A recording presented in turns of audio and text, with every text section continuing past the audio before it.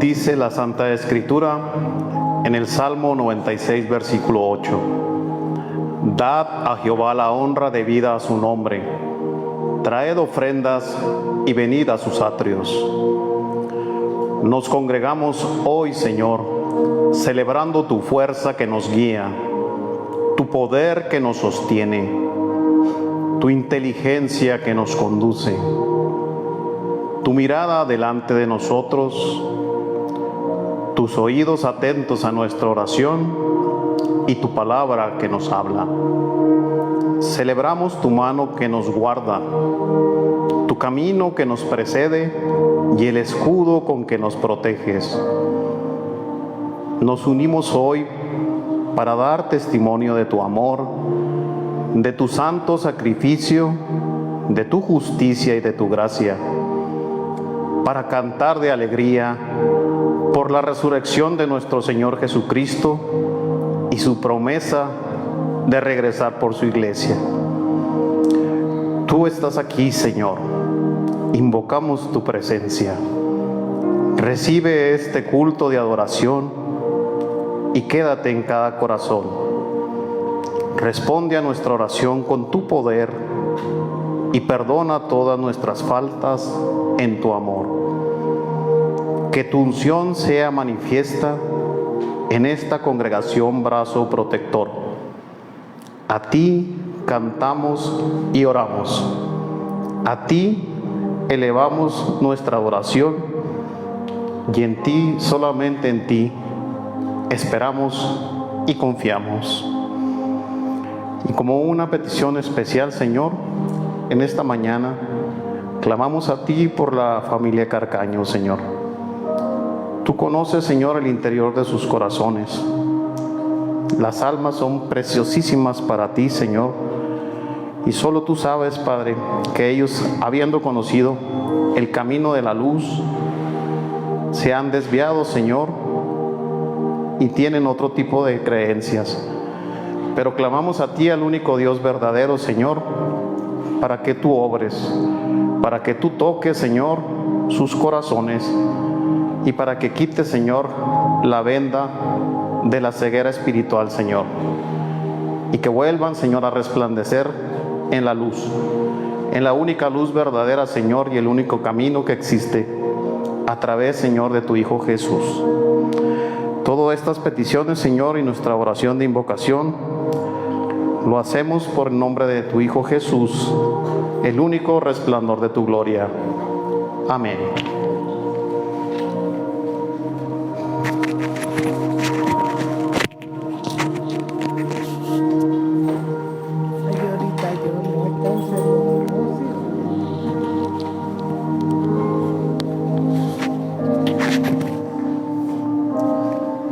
Bendito Señor y Padre Celestial, te damos las gracias nuevamente, Señor, por habernos permitido estar en este lugar.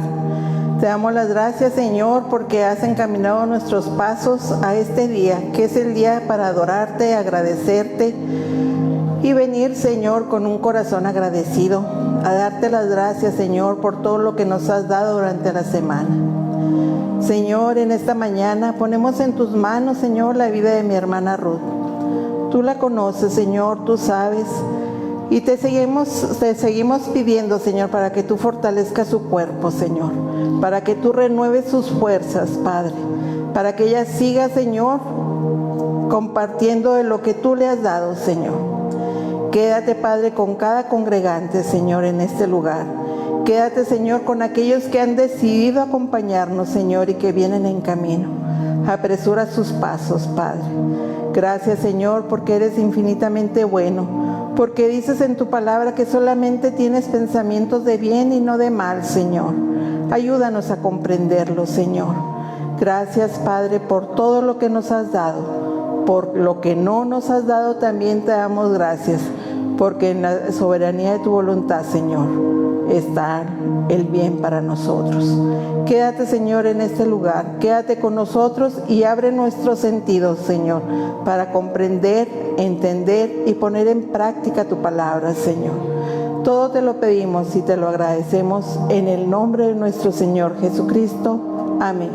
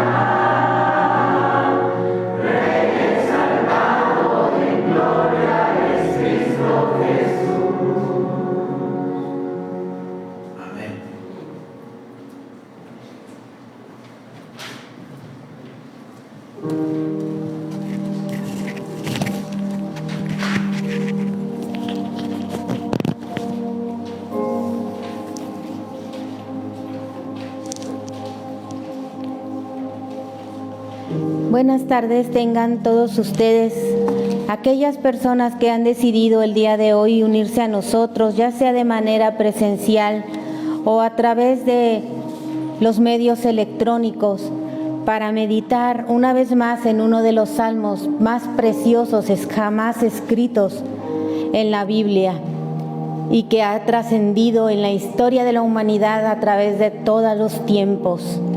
Desde que Dios tuvo en su mente la creación del mundo y hasta el día de hoy es el más grande de todos los acontecimientos jamás manifestados al género humano.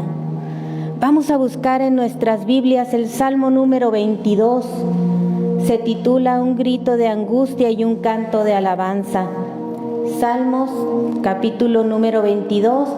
Nada más vamos a leer los versículos del 1 al 15 para meditar brevemente en ellos y en lo que hizo nuestro Señor Jesucristo en favor de nosotros, todos los seres humanos. El versículo 1 comienza diciendo: Dios mío, ¿por qué me has desamparado? ¿Por qué estás tan lejos de mi salvación y de las palabras de mi clamor? Dios mío, clamo de día y no respondes, y de noche y no hay para mí reposo. Pero tú eres santo, tú que habitas entre las alabanzas de Israel. Esperaron nuestros padres, esperaron y tú los libraste. Clamaron a ti y fueron librados, y confiaron en ti y no fueron avergonzados. Mas yo soy gusano y no hombre, oprobio de los hombres y despreciado del pueblo.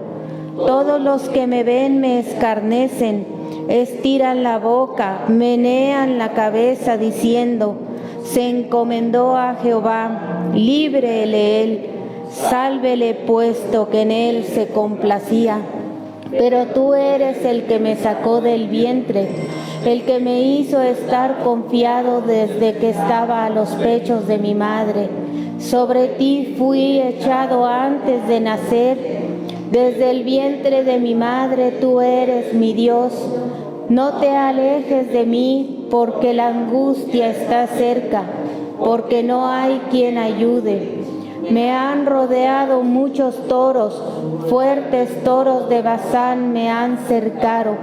Abrieron su boca como león rapaz y rugiente. He sido derramado como aguas y todos mis huesos se descoyuntaron. Mi corazón fue como cera, derritiéndose en medio de mis entrañas. Como un tiesto se secó mi vigor y mi lengua se pegó a mi paladar, y me has puesto en el polvo de la muerte. Amén. Pueden tomar sus lugares. Este salmo comienza con un grito y un lamento angustioso de nuestro Salvador y nos lleva siempre a recordar y a pensar cuando nuestro bendito Señor Jesucristo estaba en la cruz, estaba siendo crucificado en lugar nuestro y por nosotros, por nuestros pecados. Él inicia con este lamento muy grande diciendo: Dios mío, ¿por qué me has desamparado? ¿Por qué estás tan lejos de mi salvación y de las palabras de mi clamor? Aunque ciertamente el autor de este salmo fue David, cientos de años antes de que nuestro bendito Salvador llegara a la tierra, no podemos negar que David estaba siendo inspirado por el propio Espíritu Santo, porque estaba describiendo con exactitud todos y cada uno de los padecimientos que nuestro Señor Jesucristo llevaría a cabo. Cuando Él clama de esta forma, llamando a Dios, diciéndole: Dios mío, es la angustia que siente un alma humana al sentir el abandono de Dios. Nosotros en algunos momentos hemos sentido a veces que Dios no escucha nuestras oraciones, pero no es comparado con el dolor y el sufrimiento que padeció nuestro Salvador en la cruz, porque Él padeció el verdadero abandono, el abandono completo, absoluto y total de Dios en el momento en el que estaba expiando los pecados del mundo. Y lo vemos allí colgado como un hombre, pero no nos olvidamos de las palabras del evangelista Juan cuando dijo: el Cordero de Dios que quita el pecado del mundo. Por esa razón nuestro bendito Salvador fue sometido al abandono de Dios, para que nosotros, el género humano, el día de hoy, no experimentemos el abandono completo de Dios. Sabemos que a veces nos alejamos de Dios y nos aleja nuestro propio pecado. Esa es una gran barrera que nosotros mismos ponemos entre Dios y nosotros. Pero no se compara con el abandono de aquella alma que elige vivir fuera de Dios y que es condenada. Lo dice el versículo 2: Dios mío, clamo de día y no respondes, y de noche y no hay para mí reposo.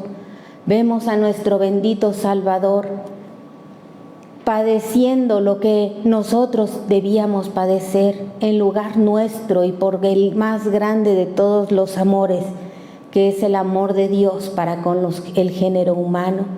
En Hebreos capítulo 2 versículo 9 dice: pero vemos a aquel que fue hecho poco menor que los ángeles, a Jesús coronado de gloria y de honra, para que por la gracia de Dios gustase la muerte por todos. Él, nuestro bendito Salvador, eligió gustar la muerte, pero esta muerte que era muy terrible y que jamás podríamos ningún ser humano soportar, Él aceptó de manera voluntaria gustarla por todos nosotros, para que nosotros hoy tuviéramos la oportunidad de clamar a Dios y ser escuchados. Dios sí nos escucha ahora por la gracia y misericordia y por el sacrificio de nuestro Señor Jesucristo. Aquí tenemos a nuestro bendito Salvador, el que dejó la gloria y el cielo y se convirtió en hombre para revelarnos a Dios, para redimir al ser humano. Y dice el versículo 3: pero tú eres santo, tú que habitas entre las alabanzas de Israel. Aquí nos está dando la razón por qué Dios abandona momentáneamente a nuestro Salvador mientras pendía de la cruz. ¿Por qué el pecador es abandonado también por parte de Dios? Porque Dios es santo y no soporta su santidad nuestro pecado, ni nuestro pecado soporta la santidad de Dios. Por esa razón, momentáneamente, el Padre Celestial abandona a nuestro Salvador. Y siguiendo en mismo Hebreos, en el versículo 14 de ese mismo capítulo 2, dice: así que por cuanto los hijos participaron de carne y sangre, Él también participó de lo mismo, para destruir por medio de la muerte al que tenía el imperio de la muerte, esto es, al diablo.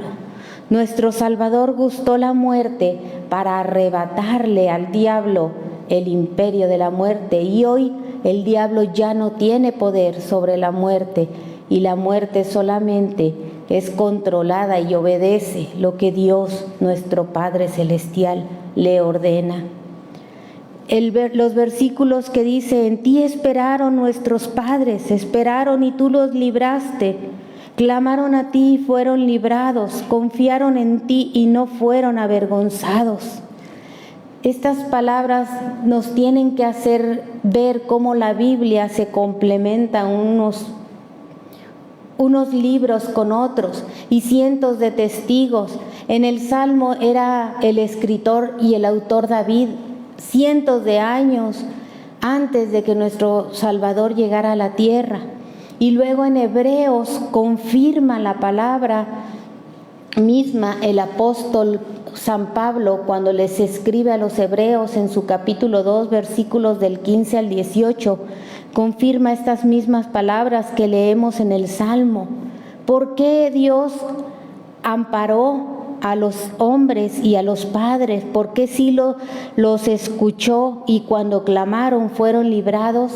porque dice que nuestro bendito Salvador subió a la cruz, y dice en Hebreos del 15, y librar a todos los que por el temor de la muerte estaban durante toda la vida sujetos a servidumbre, porque ciertamente no socorrió a los ángeles, sino que socorrió a la descendencia de Abraham, es decir, al género humano, por lo cual debía ser en todo semejante a sus hermanos, para venir a ser misericordioso y fiel sumo sacerdote en lo que a Dios se refiere, para expiar los pecados del pueblo.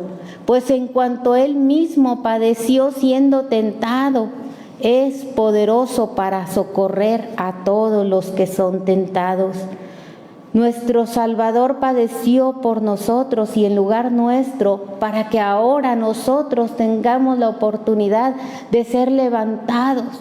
No importa, decía uno de los comentaristas, no nos esperemos hasta decirle, Señor, me acerco a ti cuando ya no tenga tantos pecados o ya haya limpiado mi vida de alguna manera.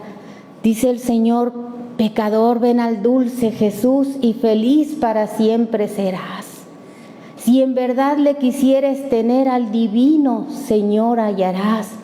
Esa es la razón por la que nuestro bendito Salvador subió a la cruz, el motivo.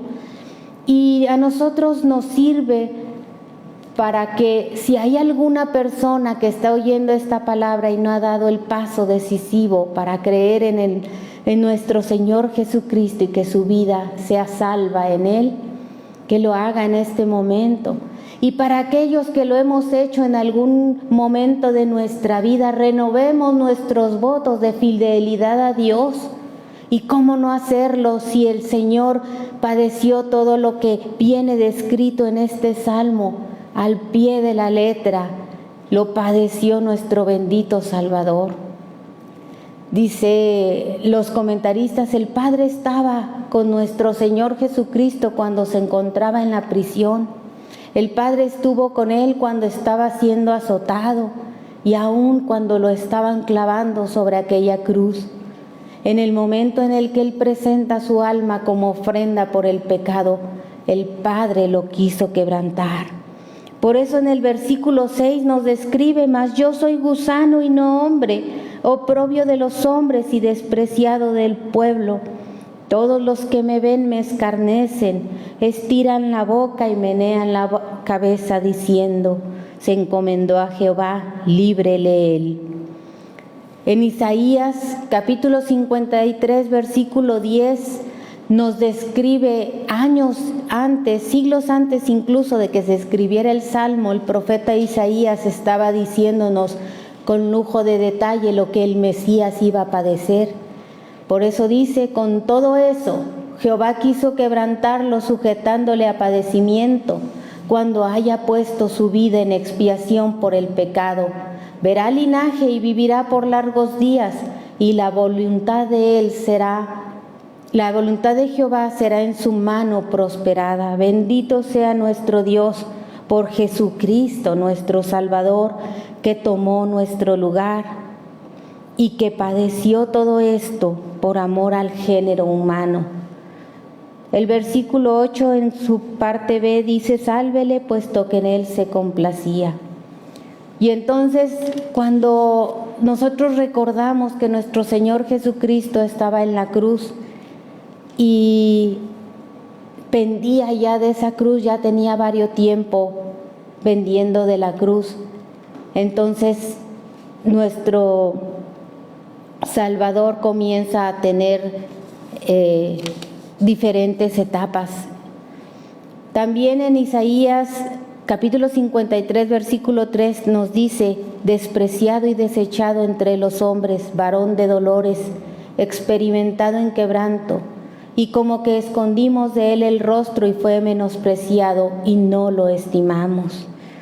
Y si ustedes lo cotejan con los versículos 6, 7 y 8, coincide perfectamente con lo que nuestro Salvador iba a padecer. Ya cuando tenía varios tiempo pendiendo de la cruz, también nuestro Señor Jesucristo, si ustedes se acuerdan, voltea a ver hacia abajo y ve a María y a Juan, el discípulo amado, María su madre. Por eso recuerda, el Salmo mismo lo documenta, de que nuestro Señor en ese momento se iba a acordar, iba a trasladarse hasta Belén. Por eso dice en el versículo 9, pero tú eres el que me sacó del vientre, el que me hizo estar confiado desde que estaba a los pechos de mi madre. Sobre ti fui echado desde antes de nacer, desde el vientre de mi madre, tú eres mi Dios. Sabemos que así como a nuestro Señor Jesucristo, que fue elegido y anunciado por ángeles, de que Él tendría que nacer de un vientre virginal, y fue elegida María entre las mujeres de los humanos para que fuera ella la depositaria de el cuerpo de nuestro Señor Jesucristo, para que ella fuera el vientre en donde se alojaría la concepción de nuestro amado Salvador. Y Él lo recuerda, y por eso este salmo también documenta que se iba a acordar el Señor mientras estaba en la cruz de su madre. Y el motivo de su venida se estaba cumpliendo mientras Él estaba en esa hora, en una de las horas más importantes en la historia del mundo. Después que ve a María y le dice, madre, he ahí tu hijo, le dice dirigiéndose a Juan, y a Juan le dice, he ahí tu madre, y todos sabemos que lo registra la Biblia, Juan recibió a María todos los días de su vida, porque el Señor mismo la encomendó al cuidado del apóstol. Después que mira a María, él vuelve nuevamente a ver hacia aquellos que le estaban crucificando. Por eso en el versículo 11 dice, no te alejes de mí porque la angustia está cerca, porque no hay quien ayude. Estaba nuestro Señor Jesucristo siendo angustiado hasta lo más sumo por amor al hombre. En el versículo 12 dice, me han rodeado muchos toros, fuertes toros de Basán me han cercado. Abrieron sobre mí su boca como león rapaz y rugiente. Esta descripción es sumamente exacta de la crucifixión. Si ustedes nos analizamos un poquito y nos vamos un poquito a pensar, el Salmo fue escrito por David cientos de años antes de que siquiera el Imperio Romano se hubiera formado. El Imperio Romano fue aquel el que implementó la crucifixión como un medio de ajusticiamiento público. No existía, si ustedes lo ven en la cultura judía, no existía la crucifixión como un medio de muerte. Sin embargo, aquí lo comienza este salmo con toda exactitud a describir todo lo que iba y estaba padeciendo nuestro Salvador, ya que dice, he sido derramado como aguas y todos mis huesos se descoyuntaron. Estos síntomas solamente los experimenta una persona que muere en una cruz. Su sangre comienza a derramarse de tal forma que se deshidrata en uno de los puntos más fuertes del cuerpo humano. Los huesos se descoyuntan. Y cuando dice, mi corazón fue como cera y se derritió en medio de mis entrañas, la muerte que causa la crucifixión después de todo este sufrimiento tan grande y todos estos fluidos corporales que van saliendo del cuerpo humano concluyen dando un paro al corazón. Por eso lo describe con tanta exactitud este salmo cuando dice, mi corazón fue como cera. Nuestro Señor Jesucristo murió a causa de un corazón quebrantado. Y algunos médicos han dicho que el apóstol Juan lo registró de una forma muy meticulosa y fue muy cuidadoso en poner evidencia de este hecho. Y el apóstol Juan, si nosotros vemos, fue un testigo presencial de la crucifixión de nuestro Señor Jesucristo. Y el apóstol en el capítulo 19, versículo 34 de su libro de Juan, lo registra diciendo: pero uno de los soldados le abrió el costado con una lanza y al instante salieron sangre y agua. Estas son evidencias completas y ciertísimas de que nuestro Señor Jesucristo murió a causa del corazón. Como un tiesto se secó mi vigor y mi lengua se pegó a mi paladar, y me has puesto en el polvo de la muerte. Recordamos también cuando nuestro Señor Jesucristo clama y dice: tengo sed. Había padecido la más grande de las deshidrataciones al haber tenido y estado tantísimo tiempo en la cruz. La fe cristiana sin duda está fundamentada en hechos reales que están fuertemente sustentados, y la misma Biblia nos dice, cuando el Señor Jesucristo dice: ustedes leyeron de mí desde los profetas, como el profeta Isaías que hemos visto en esta mañana, en los Salmos, a través de la revelación que le hace el Espíritu Santo a David, y a través de sus testigos presenciales, que fueron todas aquellas personas que estuvieron en la cruz. El sacrificio de nuestro Señor Jesucristo ha quedado fuertemente evidenciado por miles y miles de pruebas. Y yo recuerdo que hace muchos años yo escuché un mensaje que decía: ¿por qué soy metodista? Y cuando el pastor lo explicaba, todos los orígenes del metodismo, llegó un momento en que hasta sentí cierto orgullo de decir: qué bueno que venimos de personas que tomaron la fe cristiana de esta forma. Pero yo creo que no hay más excelso y más grande mensaje que decir por qué somos cristianos. Y toda aquella persona que nos pregunte por qué somos cristianos, porque nuestro Señor tomó nuestro lugar y tenemos muchísimas pruebas.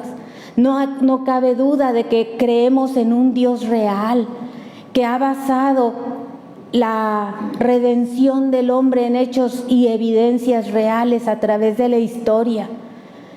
Ahora tenemos miles y miles y hasta tal vez millones de cristianos testigos que han tenido el cambio de su vida a través de la decisión de convertirse a nuestro Señor Jesucristo, de aceptarlo como su único y suficiente Salvador. Hemos escuchado cientos de testimonios de personas que dicen: si tú existes, Dios, sálvame ahora, y han sido salvados y levantados de muchísimas situaciones del ser humano. ¿Para qué nos sirve entonces estar recordando lo que se hizo en favor nuestro? Para afirmarnos, para confirmarnos y para compartirles a todos aquellos que nos rodean, a quienes amamos, que den el paso decisivo y más trascendental de su vida, que es aceptar a nuestro Señor Jesucristo como el suficiente Salvador. Tenemos muchísimas pruebas. No hay razón para que un cristiano deserte, para que un cristiano dé la espalda a Dios y se vuelva atrás. Nuestro Señor Jesucristo nos cubrió nuestros pecados, nos ha limpiado de ello. Él tomó nuestro lugar, por lo tanto no nos queda más que nosotros rendirle nuestra vida a Él y dejar que Él nos guíe en esta vida. Y hay una vida eterna que ha prometido que nos dará, y estamos seguros y ciertísimos de que, tan cierto como vimos ahorita, con qué exactitud la palabra describió muchísimos detalles de nuestra salvación, igualmente estamos ciertísimos de que el Señor nos llevará a vivir a una vida eterna. Por lo tanto, despojémonos de aquello que nos estorba, de aquel pecado que nos aleja de Dios y que nos somete al abandono de Dios, que es algo espantoso, que yo creo que ningún ser humano quisiera padecer o que sus familiares lo padezcan. Tomemos la decisión el día de hoy de buscar a Dios, de seguirlo, de serles fiel, porque Dios es fiel. Es un Dios que cumple sus promesas y cuya palabra es fiel y verdadera. Bendito sea nuestro bendito Salvador, bendita sea la palabra de Dios. Y oremos brevemente. Padre, te damos gracias por tu amor y por tu misericordia. Gracias, Señor, porque nosotros somos, Señor, producto de cientos de testigos y de personas, Señor, que tomaron la bandera de la fe cristiana, Señor, y que nos compartieron el Evangelio, Señor, a muchos, y que pudimos, Padre Celestial, con nuestra mente, con nuestro corazón y todo nuestro entendimiento, comprender, Señor, lo que tú hiciste en favor de nosotros. ¿Cómo no amarte, bendito Salvador? ¿Cómo no buscarte? ¿Cómo no serte fiel? Vale la pena seguirte, Señor, y despojarnos de aquello que nos detiene.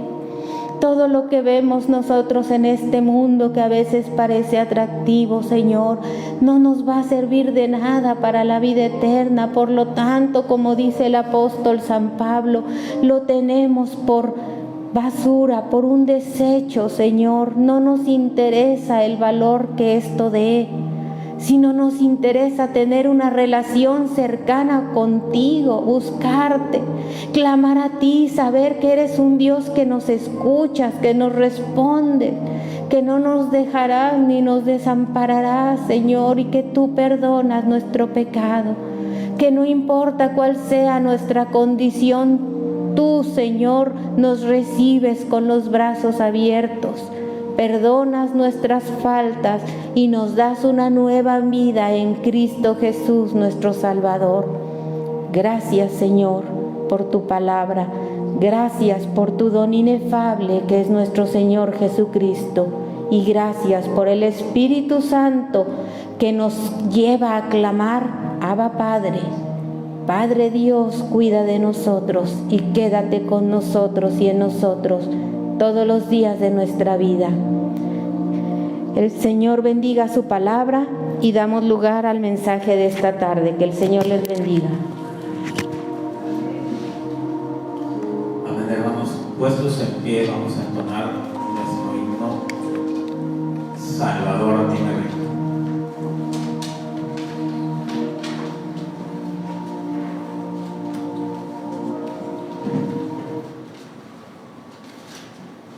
Amén.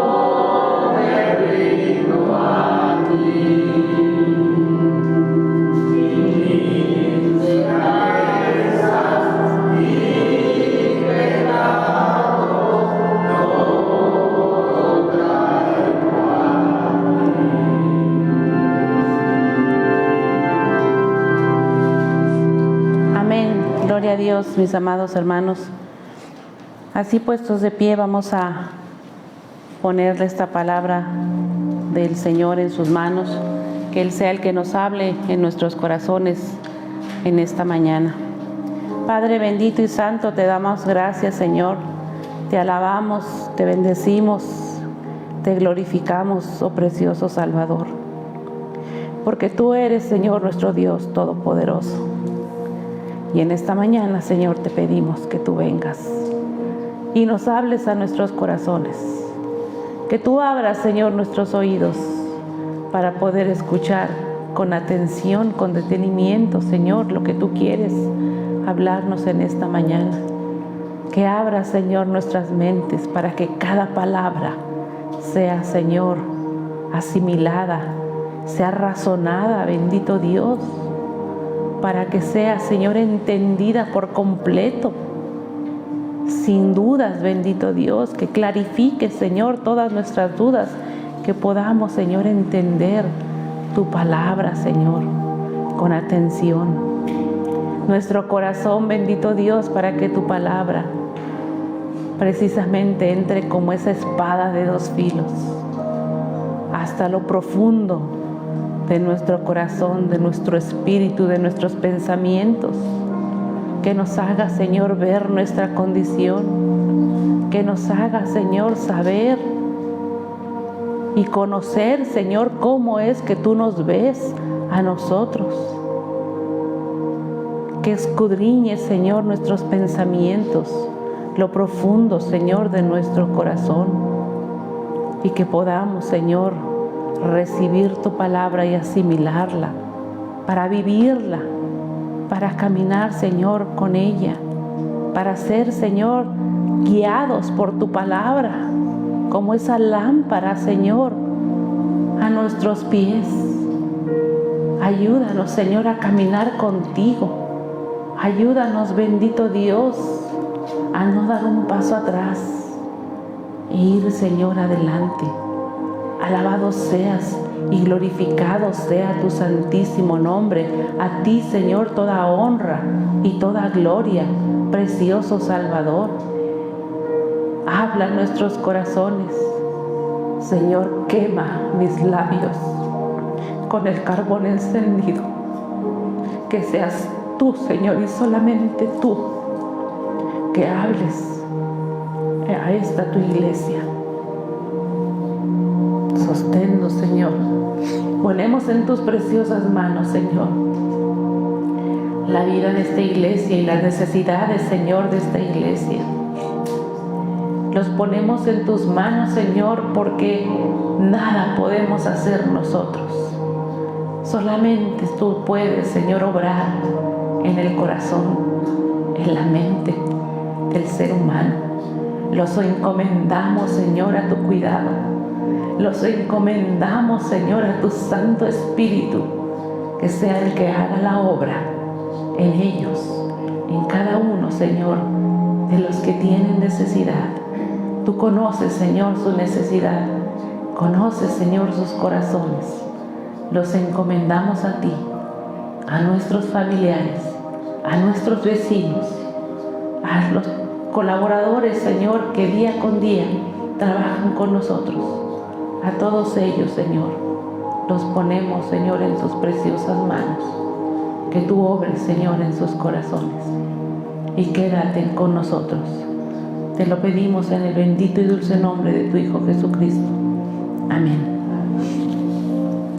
Mis amados hermanos, les voy a pedir que así puestos de pie abramos nuestra Biblia en el Evangelio San Marcos, en su capítulo número 10.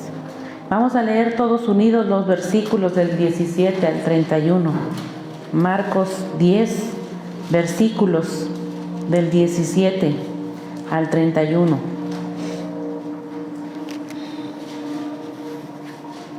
Y la palabra del Señor dice así: Al salir él para seguir su camino, vino uno corriendo e hincando la rodilla delante de él le preguntó: Maestro bueno, ¿qué haré para heredar la vida eterna?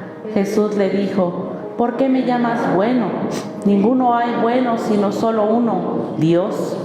Los mandamientos sabes: no adulteres, no mates, no hurtes, no hagas falso testimonio, no defraudes, honra a tu padre y a tu madre. Él entonces respondiendo le dijo: Maestro, todo esto he guardado desde mi juventud.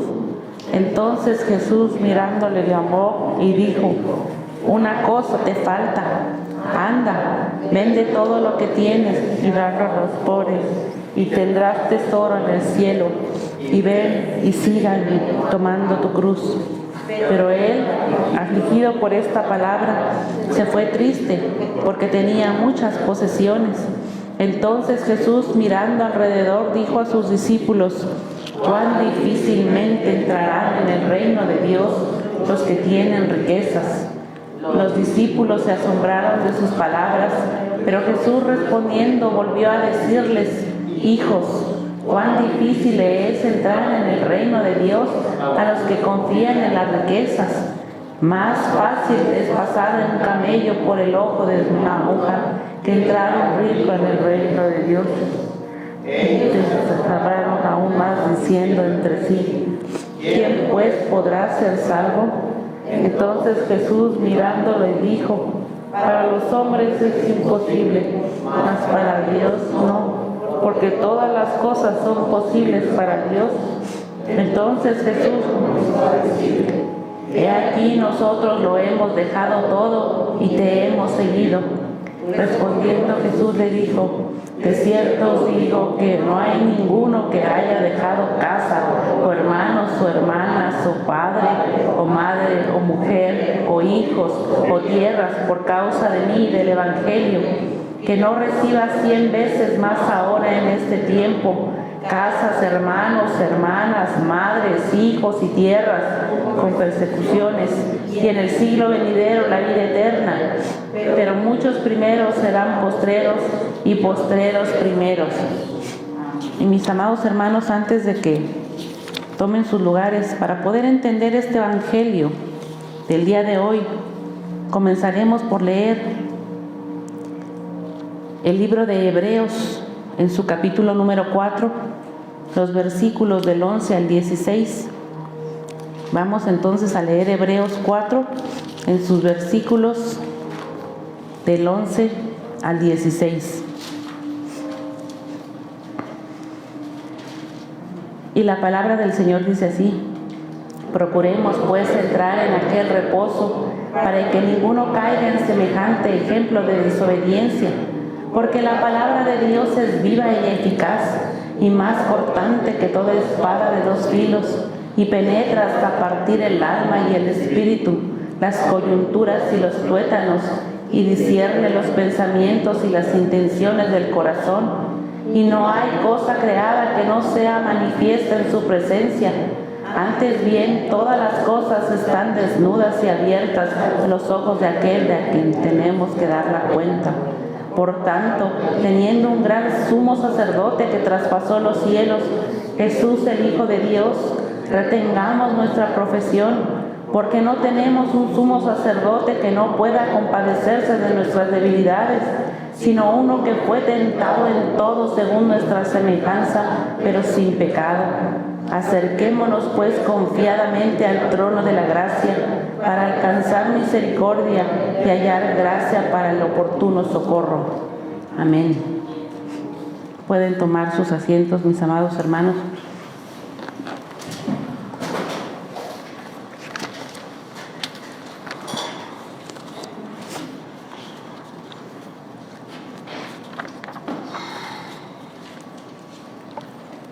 Al pueblo israelita, lo mismo que a la iglesia del día de hoy, el Señor nos ha dejado ordenanzas, mandamientos, preceptos, para que por medio del cumplimiento y la observación de ellos alcancemos las promesas de bendición y de cuidado de nuestro Padre Celestial, quien fue quien inspiró e instituyó estas ordenanzas. Sin embargo, el pueblo de Dios escogió de una manera rebelde desobedecerle, desobedecer las órdenes que fueron dadas por Dios, aún a pesar de que había sentencia para aquellos que desobedecieran las órdenes de Dios. Sin embargo, aún así lo llevaron a cabo, y aún así el día de hoy la iglesia decide desobedecer a Dios a pesar de las consecuencias que esto pueda tener. Por eso en este libro de Hebreos magnifica esto, magnifica con la palabra de Dios, y por eso en el versículo 11 dice: semejantes. Procuremos pues entrar en aquel reposo para que ninguno caiga en semejante ejemplo de desobediencia. ¿Qué quiere decir? Que lo hace de una manera magnificando lo que es esta conducción, como un mal ejemplo que se da no solamente a aquellos que no son creyentes, sino también a las generaciones posteriores. Es por eso que debemos estar atentos, qué es lo que nos debe de enseñar la palabra de Dios el día de hoy. Dice en su versículo 12: porque la palabra de Dios es viva y eficaz, y más cortante que toda espada de dos filos, y penetra hasta partir el alma y el espíritu, las coyunturas y los tuétanos, y discierne los pensamientos y las intenciones del corazón. Lo que quiere decir que la palabra de Dios es invencible porque es inerrante. Es un libro el cual no tiene fallas, es inerrante porque no tiene errores. La palabra de Dios es pura. Tu palabra es verdad, dice la misma Escritura. Es una realidad. Dice la verdad. Es la ley perfecta de Dios. Es la leche no adulterada. Dios no miente. Dios no se contradice. Por eso la palabra de Dios es poderosa y es invencible y es incapaz de ser derrotada. Su mensaje no cambia. Es el mismo y ha sido el mismo ayer, hoy y siempre. Es eterno, es inmutable, porque es la palabra inspirada por el Espíritu Santo. Y cuando se aplica a cada uno de los individuos, tanto a los que la escuchan como a los que la leen, simplemente transforma. Es viva, porque procede del autor de la vida, que es Dios. No es simplemente una ocurrencia. La palabra de Dios está pensada por la mente prodigiosa de nuestro Dios. Por eso quien la recibe, recibe la vida misma de Dios. Por eso es vital para la vida del ser humano, para la vida del cristiano. Es vital, así como la sangre que corre por nuestras venas. La palabra de Dios es viva y corre por las venas de aquel que la recibe. Y le damos gloria a Dios por eso, porque el espíritu es sustentado con la palabra de Dios. El alma es sustentada con la palabra de Dios, y a su vez el cuerpo también es sustentado por la palabra de Dios. Es eficaz porque opera un cambio de conducta en el ser humano por completo. Puede cambiar la manera de pensar, las ideas, los objetivos mismos que se tienen. A veces pueden ser radicalmente cambiados cuando la palabra de Dios penetra en el corazón. Es eficaz porque al obedecerla cambia por completo la vida de aquel que lo recibe, y la cambia para bien, no para mal. No existe algún otro libro en todo el mundo que haya cambiado y que sigue cambiando tantos millones y millones de vidas como lo es la palabra de Dios. Como dice en Isaías 55:11, así será mi palabra que sale de mi boca. No volverá a mí vacía, sino que hará lo que yo quiero y será prosperada en aquello para que la envíe. Realiza los propósitos de Dios en el alma del ser humano. Imagínense ustedes esto, siquiera razonen un poquito qué es lo que puede hacer la palabra de Dios. Realizar los mismos propósitos de Dios, lo que el Señor piensa, lo que el Señor tiene en sus pensamientos para con nosotros, para el ser humano, que se lleve a cabo de una manera real en nosotros. No tenemos más que darle gloria a Dios y gracias a Dios por su palabra. Dice, más cortante que toda espada de dos filos.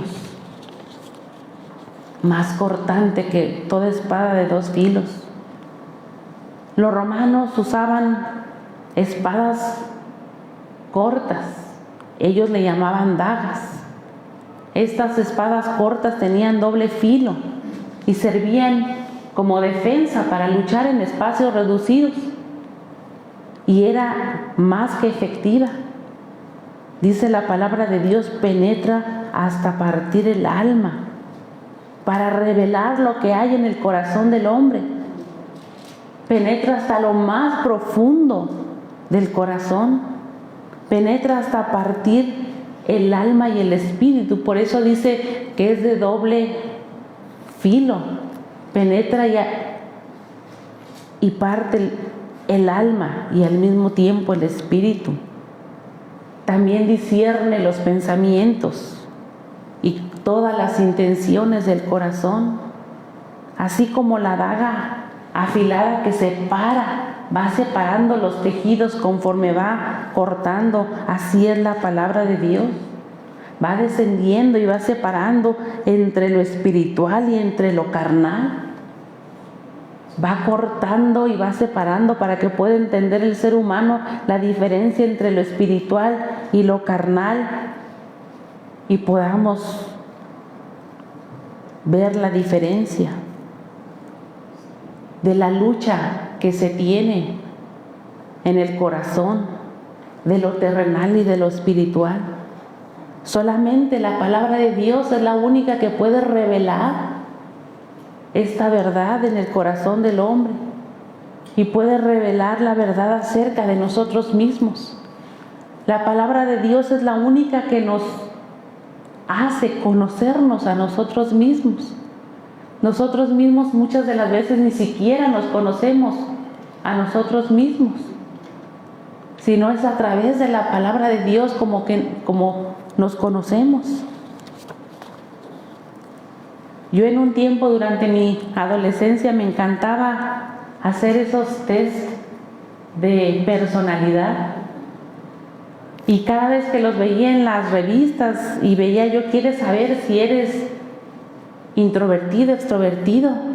Y me encantaba resolverlos porque me interesaba el saber, el conocerme a mí misma. Había muchas cosas de mí misma que yo no conocía y yo quería saber a través de esos tests, y cada vez que yo me encontraba con uno de ellos con mucha ansiedad lo resolvía para poder entender. A veces no me gustaba lo que salía, y a veces decía yo, ay, no sabía que yo tenía esas aptitudes, que yo podía ser capaz de hacer esto o aquello. Así es que mi amado hermano, si usted quiere conocerse a sí mismo, no tiene que correr esos test. Simplemente lea la palabra de Dios y ahí va a encontrar lo que es usted. Se va a conocer a sí mismo, le va a revelar el Señor quién es usted, le va a revelar el Señor lo que le agrada de usted al Señor, lo que no. Así es que no hay mejor manera de hacerlo si no es a través de la palabra de Dios, más cortante que toda espada de dos filos. aquí utiliza una palabra griega que es la palabra para daga, makaira, que tiene como la finalidad también. Fíjense, la palabra de Dios no solamente penetra, corta, parte ese tejido, no solamente destruye el tejido, destruye el corazón del hombre, sino también tiene la virtud y la bendición de curar el alma cuando va cortando, cuando nos va haciendo esas heridas que son infringidas por el enemigo, que busca destruir. La palabra de Dios, cuando penetra, tiene la finalidad de encontrarnos con nuestro Dios cara a cara, pero también de curar el alma. Penetra hasta partir el alma y el espíritu y las coyunturas y los tuétanos, y discierne los pensamientos y las intenciones del corazón. Cura el alma, abre los ojos del entendimiento. Esto es penetrar en todos aquellos recovejos y escondrijos más recónditos que pueda haber en el corazón perverso. El apóstol Pablo lo describe a los romanos en 1 Corintios 6:11 de la siguiente manera: y esto erais algunos, mas ya habéis sido lavados, ya habéis sido santificados, ya habéis sido justificados en el nombre del Señor Jesús y por el Espíritu de nuestro Dios. Ya dejaste de ser lo que eras, no por el propio esfuerzo humano, aclarando, remarcando, no por el propio esfuerzo humano, sino por la palabra de nuestro Señor Jesucristo, quien se compadeció de nosotros para sanar el alma, el cuerpo. Por eso la palabra es eficaz. Por eso resulta ser eficaz, por el efecto que tiene en el hombre, en el corazón del hombre, en nosotros. Por eso le damos la gloria a Dios.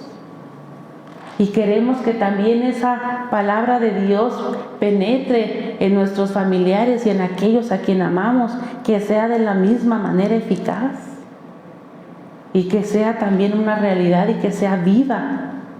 Y si ustedes leen el versículo número 13, dice: y no hay cosa creada que no sea manifiesta en su presencia. Antes bien, todas las cosas están desnudas y abiertas y a los ojos de aquel a quien tenemos que dar cuenta. Y conecta el versículo número 12 con el versículo número 13.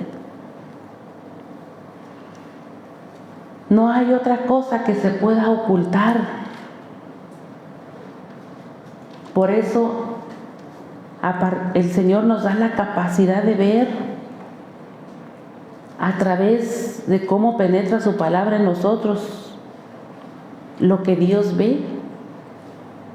Nosotros vemos lo que Dios ve en nosotros. Exhibe todo lo que somos. Desnuda nuestro corazón ante Dios. Somos abiertos a Dios.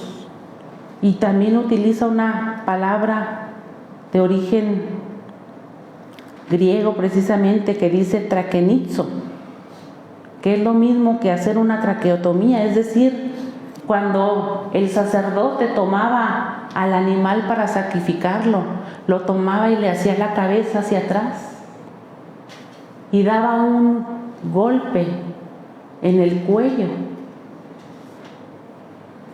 y donde hacía el corte para desangrar al animal, para hacer el sacrificio. De la misma manera, ese es el mismo acto que hace el Señor cuando desnuda el alma. Prácticamente hace ese corte en el cuello, dándole el golpe fatal al orgullo para exhibir el alma delante de Dios. Es la única manera en la cual puede renovarse el alma y puede dar un nuevo corazón a través de ese enfrentamiento, a través de ese golpe, que pueda, lo primero que haga es destruir el orgullo para que podamos ver lo que Dios ve en nosotros. Ahora pues, dice, estamos desnudos ante ese escrutinio penetrante de la mirada de Dios. ¿Y qué hacer cuando nos encontramos en esa condición? Cuando Dios nos hace ver lo que Él ve en nosotros. Dice el versículo 14, por tanto, teniendo un gran sumo sacerdote que traspasó los cielos, Jesús el Hijo de Dios, retengamos nuestra profesión, porque no tenemos un sumo sacerdote que no pueda compadecerse de nuestras debilidades, sino uno que fue tentado en todo según nuestra semejanza, pero sin pecado. Acerquémonos pues, dice, confiadamente al trono de la gracia, para alcanzar misericordia y hallar gracia para el oportuno socorro. El sumo sacerdote tenía varios ministerios que llevar a cabo. El primero de ellos debían de ofrecer los sacrificios para limpiar el pecado del pueblo. Segundo, ellos debían de interceder por el pueblo ante Dios. Simbólicamente ellos llevaban en sus hombros la carga del pueblo diariamente y sobre su pecho también. Ellos tenían el deber de sostener espiritualmente al pueblo, a amarlo como Dios lo amaba. Pero ningún sacerdote podía cumplir estas tareas, aun y cuando le eran otorgadas estas tareas, porque eran pecadores como lo era el pueblo. Jesús, en cambio, dice, es nuestro perfecto sacerdote, porque Él sí tomó nuestras cargas, nuestro pecado de toda la humanidad en sus hombros. Inclusive Él se hizo hombre para identificarse con nosotros, para entender nuestra humanidad. Siendo Él santo, siendo Él puro, bajó de su trono.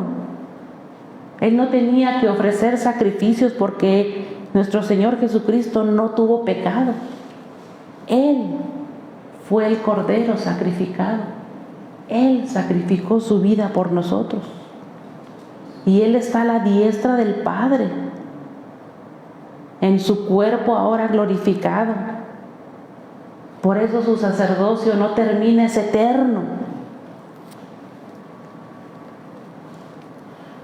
Por eso la victoria de nuestro Señor Jesucristo, el que es nuestro sumo sacerdote perfecto, el que está a la diestra del Padre e intercede por nosotros, el que llevó nuestros pecados y nuestras angustias en sus hombros.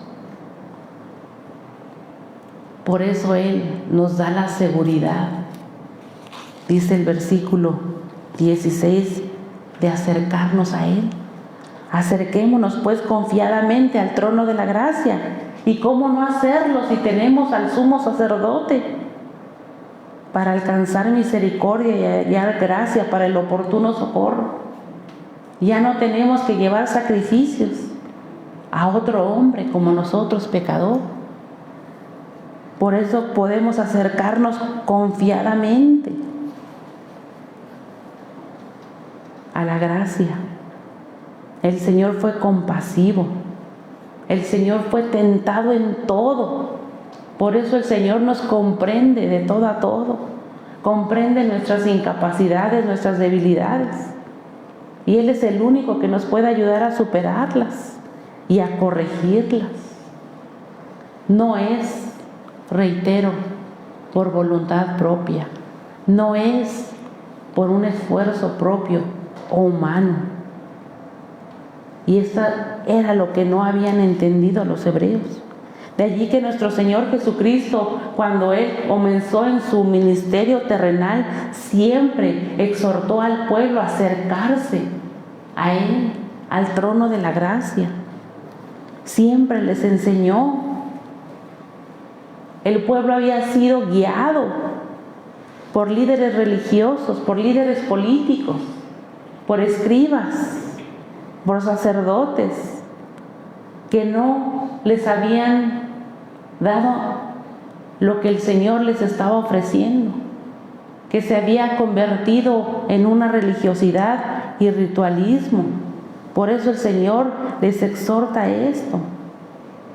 Ellos estaban carentes de ese respaldo del sumo sacerdote, del respaldo divino, de los pensamientos que tenía Dios para con ellos. Por eso, ahora que retomamos el Evangelio de Marcos, en su capítulo 10, cuando se acerca aquel joven que le seguía en el camino y que se arrodilla ante él y que le pregunta: Maestro bueno, ¿qué haré para heredar la vida eterna? Jesús le dijo: ¿por qué me llamas bueno? Ninguno hay bueno sino solo Dios. Los mandamientos, sabes: no adulteres, no mates, no hurtes, no digas falso testimonio, no defraudes, honra a tu padre y a tu madre. Y así le va diciendo. Aquí podemos ver cómo la ley que ellos guardaban no liberta a las almas. O mejor dicho, no hay nada que él podía lograr o hacer, sino solamente era el derramamiento de la sangre de nuestro Señor Jesucristo, de ese Cordero que quita el pecado del mundo. Aquel joven comprendía que le faltaba algo en su corazón. Sabía que a pesar de que él había cumplido o tratado de cumplir la ley desde su juventud, tratando de hacer cosas buenas, seguía teniendo un vacío en el corazón. Le faltaba a él la salvación. Y él lo expresó: ¿qué haré para ganar la vida eterna? Sin embargo, tenía un concepto equivocado. Creía que él podía alcanzarla con sus propios esfuerzos. Por eso le dice al Señor: ¿qué haré? Es decir, él le estaba diciendo: ¿qué puedo hacer yo? Y lo que hemos visto a través de Hebreos, nosotros no podemos hacer nada para ganar la vida eterna. No es un esfuerzo propio o humano. Esto era lo que le hacía falta al joven. Él se había esforzado y el Señor lo sabía, que él se había esforzado. Por eso el Señor le dice, por eso nos dice la palabra de Dios que el Señor lo amó. Tal vez porque sabía que este joven era sincero y que se esforzaba cada día en hacer cosas buenas. Por eso él probablemente creía que él mismo era bueno. Por eso le dice al Señor: Señor bueno.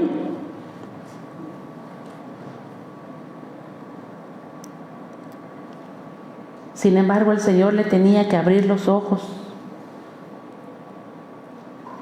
El Señor probablemente no le estaba diciendo que se deshiciera de sus riquezas de la manera en que él lo entendió. Tal vez ponerlas al servicio de Dios, escuchar realmente la voz de Dios, entender qué era lo que él necesitaba. Él necesitaba la salvación, necesitaba ser redimido. Tenían un concepto equivocado de lo que era la vida eterna. Algunos de ellos fueron enseñados de que la vida eterna era una continuación de la vida actual, de la vida secular, que ellos debían de trabajar, debían de esforzarse, debían de cumplir los mandamientos, y después continuar la vida eterna. Qué afortunado para este joven rico, por así decirlo, de que él era rico y continuar la eternidad en su mismo estatus social, y qué desafortunado sería para aquellos que vivían en pobreza, que no eran tan agraciados, que no tenían esas riquezas. Imagínense sufrir pobreza, rechazo, dolor en esta vida y continuar la eternidad de esa misma manera. Un concepto totalmente equivocado y contrario a lo que el Señor nos habla de la vida eterna. Por eso le dice en el versículo 23, entonces Jesús, mirando alrededor, dijo a sus discípulos: cuán difícilmente entrarán en el reino de Dios los que tienen riquezas. Los discípulos se asombraron de sus palabras, pero Jesús respondió y volvió a decirles: hijos, cuán difícil es entrar en el reino de Dios a los que confían en las riquezas. Más difícil es pasar un camello por el ojo de una aguja que entrar un rico en el reino de Dios. Este es el problema. Cuán difícil entrarán en el reino de Dios los que tienen las riquezas. Y no porque el Señor esté peleado con las riquezas, sino por el corazón que esté puesto, que esté depositado en esas riquezas. Porque el Señor, cuando depositamos el corazón en Él, sobreabunda la gracia, la bendición. Son doblemente, inclusive somos doblemente prosperados por el hecho de confiar en Dios. Y a veces ese es el concepto equivocado, nos aferramos a tan poco cuando podemos tener esa gracia que sobreabunda estando dentro de los caminos del Señor, donde no hay envidias, donde no hay orgullo, donde no hay todo eso que el mundo sí lo tiene a cambio. Por eso el reino de Dios prevalece y nadie lo puede disputar. Pero desafortunadamente son pocos los que lo desean. Ellos, dice, se asombraban aún más, diciendo entre sí: ¿quién pues podrá ser salvo? Entonces Jesús, mirándoles, les dijo: para los hombres es imposible, mas para Dios no, porque todas las cosas son posibles para Dios. Y aquí volvemos a Hebreos: para los hombres todo es imposible, siempre y cuando nosotros queramos por nuestras propias fuerzas y recursos llegar a la vida eterna y no confiar en ese sumo sacerdote, el cual hizo ya el sacrificio en la cruz del Calvario por nosotros, que dio su vida por nosotros. Por eso, para quienes están en comunión con Dios y quienes confían en Él y dependen de su gracia, todo es posible. Todo lo podemos en Cristo, dice la palabra de Dios, que nos fortalece. Solamente así podemos alcanzar la vida eterna.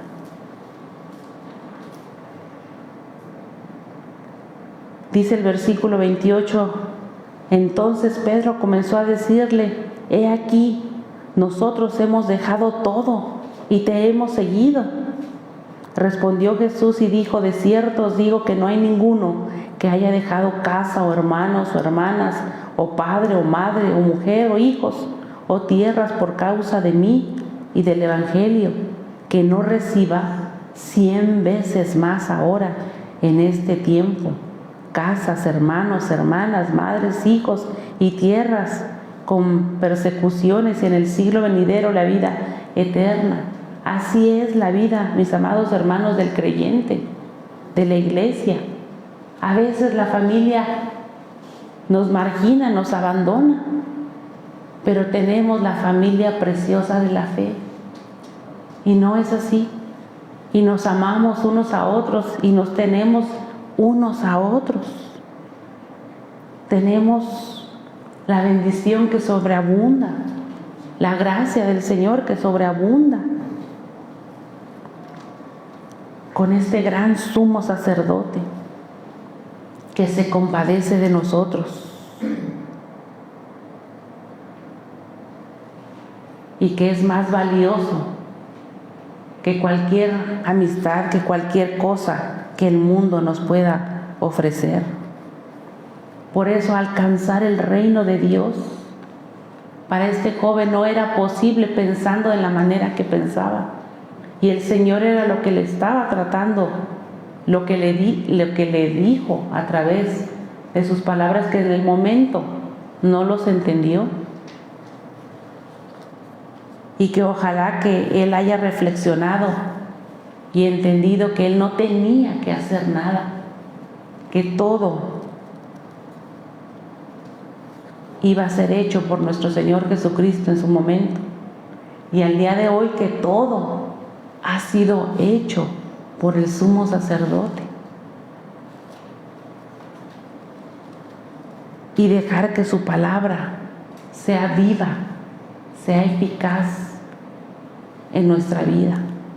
Que su palabra sane nuestra alma, nuestro espíritu, renueve ese corazón, lo cambie por completo, le dé una dirección totalmente completa, al grado de cambiar nuestros pensamientos, nuestros objetivos, como los objetivos que se había puesto este joven rico, sino que sean los objetivos puestos en Dios, y que dejemos que la palabra de Dios actúe en nosotros, que sea luz en nuestra vida, que sea esa lámpara a nuestros pies. Ciertamente el camino del cristiano es estrecho y está lleno de obstáculos y de hoyos y aparentemente se ve tenebroso. Por eso la palabra de Dios es lámpara en nuestros pies, que nos lleva caminando, nos lleva guiando, nos lleva evadiendo esos hoyos, esos obstáculos que pone el enemigo de nuestra vida. Es viva, es eficaz, porque el Señor no miente, es una realidad de nuestras vidas. Es esa leche no adulterada que nos da a nosotros los anticuerpos en nuestra vida espiritual para seguir adelante y para tener esas defensas contra el enemigo, contra las saetas del enemigo, contra esos pensamientos que a veces se ponen en nuestra mente, que obstruyen, que ofuscan nuestros pensamientos. Por eso la palabra de Dios, mis amados hermanos, es nuestra mejor arma, nuestra mejor guía.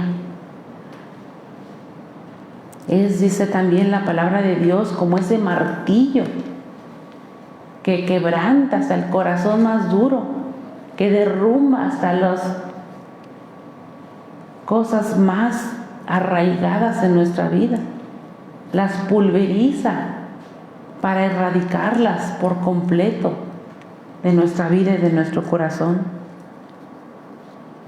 Si queremos, como este joven, alcanzar el reino de Dios, es a través del sumo sacerdote y a través de su palabra que el Señor ha dejado para nosotros. Oremos. Padre bendito y santo, te damos gracias por tu amor, Señor, por tu misericordia, por tus bendiciones, porque hasta aquí, oh precioso Salvador, has estado con nosotros. Te damos gracias, Señor, por tu palabra, por tus enseñanzas. Ayúdanos, bendito Dios, a confiar plenamente en ti, a acercarnos, Señor, confiadamente al trono de la gracia, bendito Dios. porque tú, Señor, lo has hecho todo. Tú eres, Señor, nuestro sumo sacerdote. Tú llevaste en la cruz del Calvario, Señor, nuestro pecado, nuestras angustias, Señor. Tú estás, Señor, a la diestra del Padre, intercediendo, Señor, por nosotros. Y nos has dejado, Señor, tu palabra, que es inspirada, Señor, por tu Espíritu. Por lo tanto, es viva, es eficaz para nuestra alma. Enséñanos, Señor, a vernos como tú nos ves, a conocernos, Señor, como tú nos conoces. Que sea, Señor, un espejo, Señor, para ver nuestra realidad. Que necesitamos, Señor, un Salvador. Te necesitamos a ti. Y sin ti, Señor, nada somos ni nada podemos hacer. Toma nuestros corazones, los ponemos en tus manos. Ponemos en tus manos, Señor, la vida, Señor, de nuestros familiares. Que tu palabra, Señor, haga mella en sus corazones. Que penetre, Señor, hasta lo más profundo. Que nos haga ver, Señor, nuestra realidad. Pero también, Señor, que sane y que restaure nuestra alma para vida eterna. Quédate, Señor, en nuestros corazones. Te lo pedimos en el bendito y dulce nombre de tu Hijo Jesucristo. Amén. Mis amados hermanos, vamos a leer en Números 6 del 24 al 26 nuestra bendición. Dice la palabra de Dios: Jehová te bendiga y te guarde. Jehová haga resplandecer su rostro sobre ti y tenga de ti misericordia.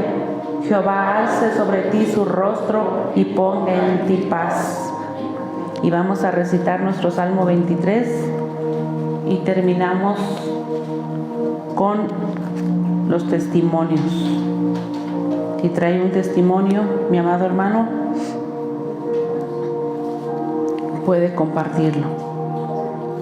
Jehová es mi pastor, nada me faltará. En lugares de delicados pastos me hará descansar. Junto a aguas de reposo me pastoreará. Confortará mi alma. Me guiará por sendas de justicia por amor de su nombre. Aunque ande en valle de sombra de muerte, no temeré mal alguno, porque tú estarás conmigo. Tu vara y tu callado me infundirán aliento. Aderezas mesa delante de mí, en presencia de mis angustiadores. Unges mi cabeza con aceite, mi copa está rebosando. Ciertamente el bien y la misericordia me seguirán todos los días de mi vida, y en la casa de Jehová moraré por largos días. Amén.